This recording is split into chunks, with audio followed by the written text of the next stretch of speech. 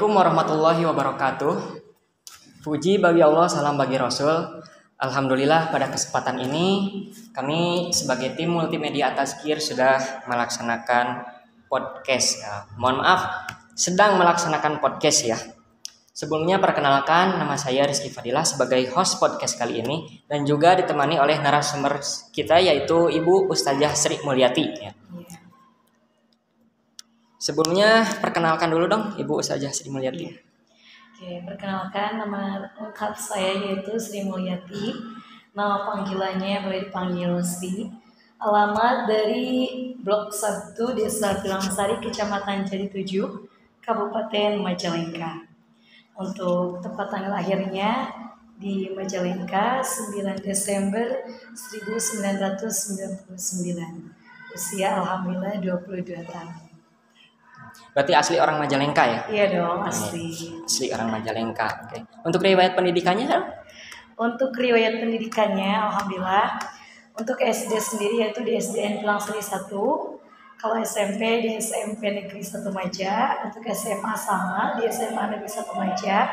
Dan untuk universitas alhamdulillah di STAI BUI Majalengka. Alhamdulillah sudah wisuda waktu tahun kemarin, sudah lulus. Alhamdulillah ya. Berarti Ibu Ustazah Sri ini kira-kira sudah berapa tahun masa antren di Pondok Pesantren At-Tazkir? Berapa tahun ya? Kalau dibilang lama sih ya enggak juga gitu. Dibilang ya baru sebentar juga enggak juga. Paling kurang lebih sekitar 8 tahun. Udah 8 tahun di sini gitu. Jadi dibilang sebentar lama, dibilang lama sebentar gitu ya? Yalah kayak begitu Ustaz. Oke. Sebelumnya saya ingin bertanya tentang hobi dan minat Ibu Ustazah Sri itu apa aja? Di antara hobi saya mungkin kalau saya tipikal orang yang mungkin tidak suka membaca gitu ya. Jadi lebih ke suka berinteraksi kalau apalagi kalau misalkan sama ya orang-orang banyak gitu ya. Nah, termasuk hobi dan bakat itu jadi menyatu gitu. Yaitu ya di bidang dakwah. Di bidang dakwah khususnya. Menurut data yang saya dapat ya Ibu Ustazah Sri Mulyati, Ibu Ustazah Sri Mulyati ini sudah banyak sekali prestasi-prestasi yang diraih di pondok pesantren ini. Bisa disebutkan apa aja prestasi yang sudah diraih? Apa aja ya? Soalnya nggak banyak sih, kalau dibilang banyak enggak. Cuma emang itu pengalaman aja. Memang dibilang banyak enggak, dibilang enggak banyak. Gitu. Jadi salah satunya yaitu waktu tahun 2019. Tapi kalau misalkan kalau di awal ikut perlombaan tahun 2015 sampai sekarang juga masih itu. Nah, tahun 2015 itu pernah ikutan MTQ tingkat Kabupaten Majalengka dan alhamdulillah mendapatkan juara kedua. Tahun 2016-nya lagi ikutan MTQ tingkat Kabupaten Majalengka. Alhamdulillah mendapatkan juara pertama sampai tahun 2018 juara pertama alhamdulillah. Dan di tahun 2018 itu MTQ-nya tingkat Kota Bandung. Jadi enggak di Majalengka, jadi pindah ke Kota Bandung. Nah, waktu di Kota Bandung alhamdulillah mendapatkan juara pertama. Lalu ke tingkat provinsi yang di Sukabumi. Ya, alhamdulillah di provinsi juara pertama, langsung ke tingkat nasional di Medan, Sumatera Utara. Sumut? Iya, di Sumut, Medan itu. Alhamdulillah pas di Sumut, Medan, ya alhamdulillah mendapatkan juara kedua tingkat nasional. Syukuri ya sampai sekarang, dan pengalaman yang paling berharga, yang paling diingat gitu, itu pas tahun 2019. Ketika masuk aksi Indosiar gitu. Itu ketika sebelum masuk aksi gitu ke TV kan ada ininya dulu gitu ya, ada tesnya dulu gitu ya, seleksinya dulu. Nah, seleksinya itu tempatnya di Masjid At-Taqwa Cirebon. Waktu itu kan ratusan orang tuh mendaftar ingin menjadi peserta audisi aksi Indosiar. Alhamdulillah pada kesempatan itu mungkin Allah menakdirkan yang bagus gitu miliknya. Alhamdulillah ikut audisi, lolos, babak pertama lolos, babak ketiga lolos, sampai babak ketiga berangkat ke Jakarta Studio 1 Indosiar. Gitu sampai di aksi udah ya. Sampai di aksi udah itu sampai top 18 besar karena emang SMS-nya kurang kalau dari Majalengka. Kalau di aksi itu khususnya di aksi Indosiar itu pakainya ratingnya SMS gitu. Kalau SMS-nya tinggi ya emang nanti ke babak berikutnya lagi. Kalau SMS-nya rendah gitu ya udah stop hanya di sana aja. Berarti Tuh. lewat vote SMS gitu Iya, ya. lewat SMS. Beda lagi kalau sama aksi Asia. Itu mah nilainya murni sama Dewan Juri gitu. Nah, terus berikutnya lagi yang terakhir kemarin yang waktu bulan puasa tahun sekarang nih tahun 2023 ada perlombaan lagi tuh DAI Mitra Polri. Nah, alhamdulillah itu dari sekian peserta 550 orang, alhamdulillah masuk babak final gitu ya. Berangkat ke Jakarta Stasiun TV TVRI Nasional. Itu alhamdulillah mendapatkan juara kedua dengan hadiah naik haji gratis. Gitu, insya Allah. Keren ya pemirsa ya. Untuk naik hajinya itu tahun depan insya Allah. Itu mungkin Insya Allah. itu beberapa pengalaman. Oke, tadi kan dikatakan bahwa lomba MTQ nasional di Sumatera Iya. Utara, Iya, Medan betul. ya. Iya. Oke, bisa diceritain dong di Medan itu gimana gitu suasananya? Karena kan kalau orang Jawa Barat sama orang Sumatera kan beda gitu ya. Kalau orang Jawa Barat kan biasanya lemah lembut. Mau kemana nih? Oh mau ke sini bu. Gitu. Nah ketika kita datang ke Sumatera, kan Medan itu udah maksudnya Sumatera gitu ya, Sumatera Utara. Itu orang-orangnya ya lumayan pada keras-keras gitu kan orang Sumatera. Tapi di sini bukan berarti keras-kerasnya itu melakukan fisik atau itu enggak.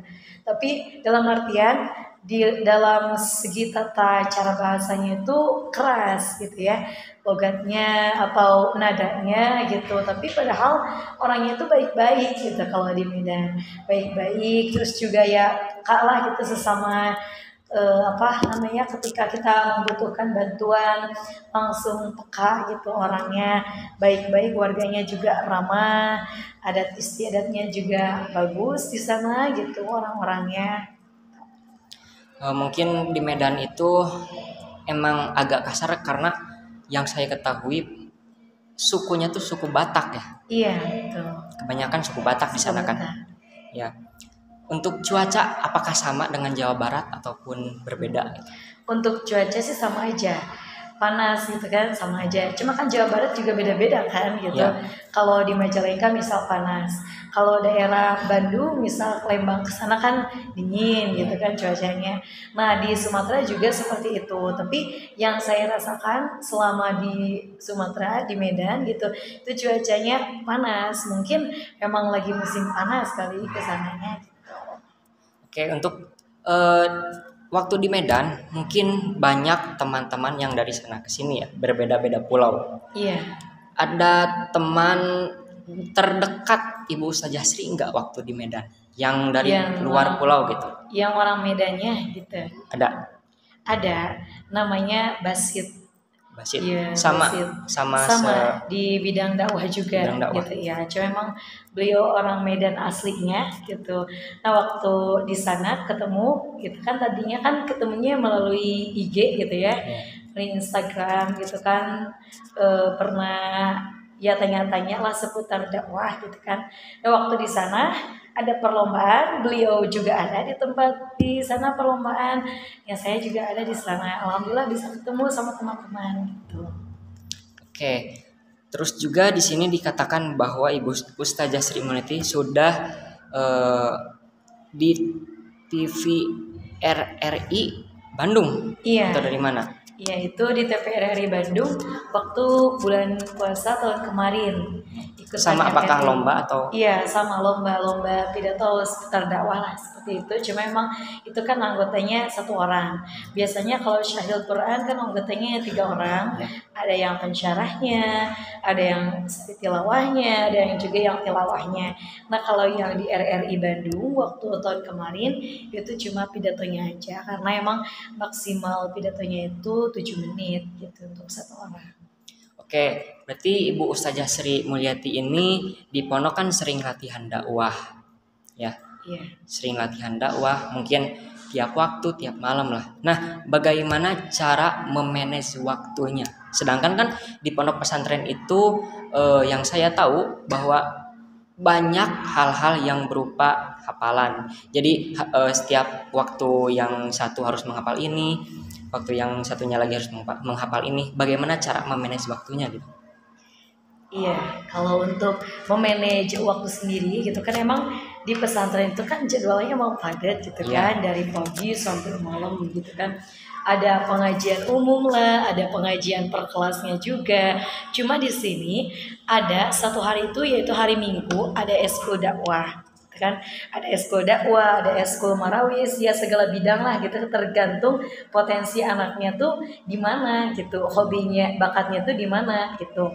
Kalau saya sendiri emang kan ngajarnya di kelas emang bidang dakwah gitu, jadi ada anak-anak satu hari itu khusus buat ngafalin gitu, khusus buat praktek juga untuk berdakwah gitu. Berarti ada pelatihan dan juga prakteknya gitu ya? Iya, ada pelatihan juga prakteknya khusus gitu, enggak di kelas aja. Untuk mengetahui bakat seorang anak itu bagaimana sih? Ya, untuk mengetahui bakat seseorang anak kan emang udah ketahuan ya kalau misal kita mengajar misal di kelas anak-anak yang santri baru, kan suka ada di tes dulu tuh, ada testing dulu sebelum masuk pesantren, bahkan ada testing dulu nih anak-anak minatnya mau ke bakat yang mana, ya minatnya mau kemana ekstranya, kan suka ada tuh ditulis di format pendaftaran santri baru gitu kan, atau di format santri yang udah lama juga ada gitu kan. Saya mau ikutan syaril Quran, saya mau ikutan hadro, saya mau ikutan marawis. Nah nanti kita arahkan anak-anak ke eskul tersebut gitu kan. Ini si A misal ke eskul pidato, si B ke eskul sari tilawah. Kita lihat dulu potensinya. Oh pantas enggak nih si A ditempatkan di eskul pidato misalkan. Sedangkan suaranya itu bagus. Berarti kalau suaranya bagus, beliau kan harus masuk di bidang eskul tilawah gitu ya, ngaji Quran itu. Tapi kan kadang-kali ada seorang anak santri yang pendiam gitu. Ya emang itu emang susah juga sih kalau nebaknya kan. Kalau santri pendiam bahkan tidak banyak bicara gitu kan sama temannya, saya mau eskul ini, saya mau ikutan eskul ini, emang nggak banyak bicara seperti emang susah juga gitu ya, kecuali kalau gurunya jadi ada melakukan tes gitu, satu orang khusus gitu kan, ada melakukan tes semua santri tapi dijadwal, misal hari Senin bagian kelas santri baru semua itu harus dites satu orang, bahkan yang pendiam juga harus ikutan tes gitu. Oh, berarti harus dipaksa atau gimana? Iya dipaksa, harus dipaksa, wajib, jadi itu wajib ininya. Oke, terus juga tadi kata Ibu Ustazah Sri Mulyati sendiri bahwa puncak dalam perlombaan itu ada di tahun 2019, yang mana dulu di Dai Indosiar ya? Oke, tidak Dai Aksi Indosiar. Pelatihannya seperti apa aja di sana teh? Nah kalau untuk di Aksi sendiri pelatihannya karena emang kan pertama kali juga kan, terus waktu kita ke sana juga ada ya teman-temannya dari berbagai daerah juga, ada yang dari Lampung, ada yang dari Jambi. Kita kumpul, ya pertama kita kenalan. Metode yang dilakukan di sana itu pertama gak tahu tuh metode apa sih namanya, ya lupa lagi. Karena kalau kita misalkan latihan dikumpulin dulu satu ruangan, di satu ruangan ada juga ustadznya di sana. Ustadznya 2 orang kalau di sana, Ustadz Didik gitu ya, sama Ustadz Heri gitu. Nah kita dikumpulin di sana di satu tempat, satu ruangan. Lalu kalau udah kumpul, yang kebagian tampil pada malam hari itu nanti ke depan satu orang. Misal yang nanti buat tampil sahur itu 4 orang kelompoknya, misal kelompok Kloter Al-Aqsa gitu. Nanti yang kelompok Kloter Al-Aqsa itu tampil satu orang ke depan. Itu di depan semuanya, di depan teman-teman gitu. Kenapa? Karena kenapa tampilnya satu orang enggak per kelompok? Karena itu buat menguji mental juga. Karena kalau tampil di TV, apalagi pas di aksi itu kan live ya, Iya, jadi pasti. nggak ada kesalahan, nggak ada di cutnya dulu seperti itu, nggak ada kesalahan, nggak ada cutnya dulu. Jadi sebisa kita, semampu kita terus aja gitu. Nah ya, jadi waktu itu menguji mental kita. Oke, ketika di pelatihan ini ya, apakah kita mendadak langsung berpikir dari situ atau sudah ada bekal teks untuk dakwahnya gitu? Sudah ada bekal teks untuk dakwahnya, karena kan sebelum kita berangkat ke Jakarta itu kita wajib harus punya 10 judul ceramah atau tausiah. 10 judul? Iya, 10 judul ya, syukur-syukur lebih dari 10 judul gitu kan. Ngeri. Soalnya nanti di sana kan diseleksi lagi judulnya yang mana yang kepakainya gitu. Oh, jadi di sana tuh diseleksi lagi? Diseleksi lagi. Nanti naskahnya tuh dilihatkan ke ustadz yang di sana, lalu diseleksi lagi apakah ini mengandung ayat Quran dan hadisnya atau tidak gitu. Kalau misalkan tidak ada dalil Quran ataupun hadis, ya udah tidak kepilih gitu judulnya. Oke, kesannya dong, kesan setelah mengikuti perlombaan gimana gitu rasanya? Ya, kesannya itu apa ya? Kalau ditanya kesan-kesan emang bingung juga gitu. Kesan pulang dari aksi, alhamdulillah gitu kan. Pertama, Pelong. iya gitu, gitu kan, tidak jadi beban. Oke. Pulang dari aksi, alhamdulillah kan kita ya setidaknya kalau tampil di TV kan banyak dikenal masyarakat juga, gitu kan. Ya khususnya daerah Majalengka itu kan, jadi kalau kita dikenal sama masyarakat jadi apa ya, dakwah kita itu lebih luas lah gitu kategorinya, nggak di lingkup pesantren aja gitu, tapi di lingkup sekabupaten itu kesannya. Jadi banyak dia dikenal sama orang, terus kitanya banyak kenal sama orang-orang hebat gitu kan. Jadi di samping orang-orang biasa juga orang-orang hebat seperti para kiai, jadi kita juga dekat gitu. Selain lomba dakwah, lomba apa aja yang sudah diikuti oleh Ibu saja? Pernah lomba satu kali waktu SD gitu kan, pernah lomba MTQ yang Qori itu tuh yang ngaji Quran. Itu pernah sekali-kalinya gitu. Pernah sekali-kalinya karena emang keterbatasan suara juga kan tidak memadai kalau saya bukan di bidang tilawah gitu. Tapi pernah waktu SD satu kali mengikuti lomba ngaji Quran itu, alhamdulillah mendapatkan juara kedua. Itu pun suaranya tidak bagus gitu. Karena pernah pengalaman juga ya, ketika santri baru waktu di Pondok Pesantren At-Tadkir 1 bulan di sini mondok gitu, ketika santri baru ada yang ngundang ingin pembukaan ayat suci Al-Quran di acara Maulid Nabi, sedangkan yang hadirnya para kiai, para ustadz gitu kan, orang-orang ya ahli ilmu gitulah gitu. Terus gimana rasanya? Iya kita deg-degan lah, pasti kan nervous gitu, insecure. Nggak tahu kalau misalkan ada para kiai, ada para ustadz, nggak tahu kan tadinya sebelumnya. Pas tahu-tahu mau ke panggung, Pak Kiainya kan datang gitu, Pak Ustadznya datang. Lalu di tengah-tengah ngaji itu tanafus gitu suaranya. Ya dari sana nggak ada yang ngondang lagi. Mungkin karena emang jelek juga suaranya. Oke, jadi tanafus itu dalam arti lain mengambil napas ketika kita sedang membaca Al-Quran. Iya. Itu disebut tanafus. Iya, itu tanafus kalau berhentinya tidak di wakaf gitu, di tengah-tengah itu kan. Oke, jadi berarti pada waktu itu Ibu Ustazah Sri gugup, berarti gugup banget ya? Iyalah pasti gugup banget kan, grogi, gimana ini gimana, namanya juga santri baru juga kan, gitu, jadi grogi. Coba kalau Pak Ustadz juga kan pasti grogi gitu kan. Oh, ketika santri baru di sini? Iya, ketika santri baru di sini gitu. Tapi dulu yang saya ketahui bahwa Ibu Ustazah Sri Mulyati ini sering ngehaleang. Iya, halang apa tuh? Pidato atau tilawah? Bukan, ngehaleang nadom-nadom. Kalau ngehaleang teh apa sih bahasa Indonesia? Lagu. Iya. Ngelagu nadom-nadom. Itu mah kalau lagi ini aja sih, kalau lagi iseng-iseng nggak ada kegiatan apa-apa yang ngadum gitu, ngelagu gitu daripada nggak ada kegiatan. Tapi kalau untuk perlombaan di bidang nadom atau lagu sih belum pernah gitu. Berarti paling seringnya itu dakwah ya? Iya. Dakwah. Oke. Mungkin Ibu Ustazah Sri Mulyati bisa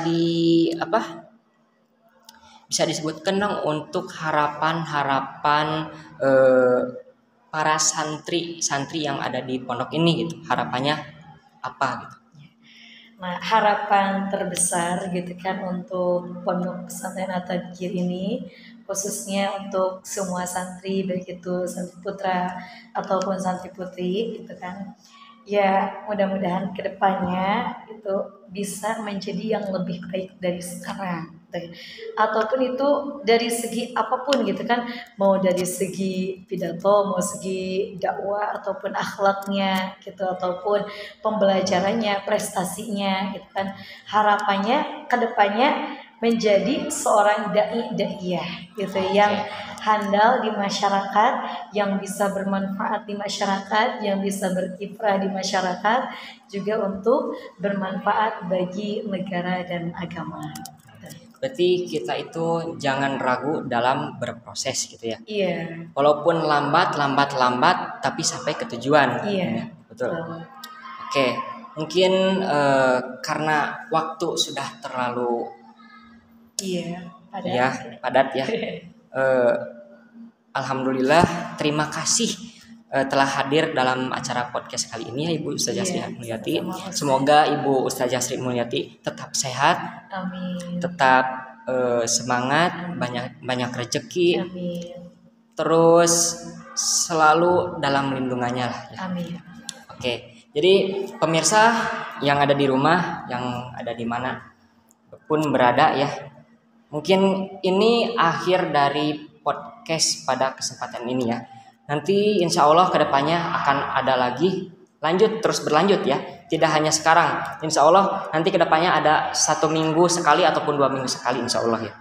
Mungkin sekian, terima kasih Bu Ustazah Sri Mulyati. Sekian yang dapat kami sampaikan. Wassalamualaikum warahmatullahi wabarakatuh.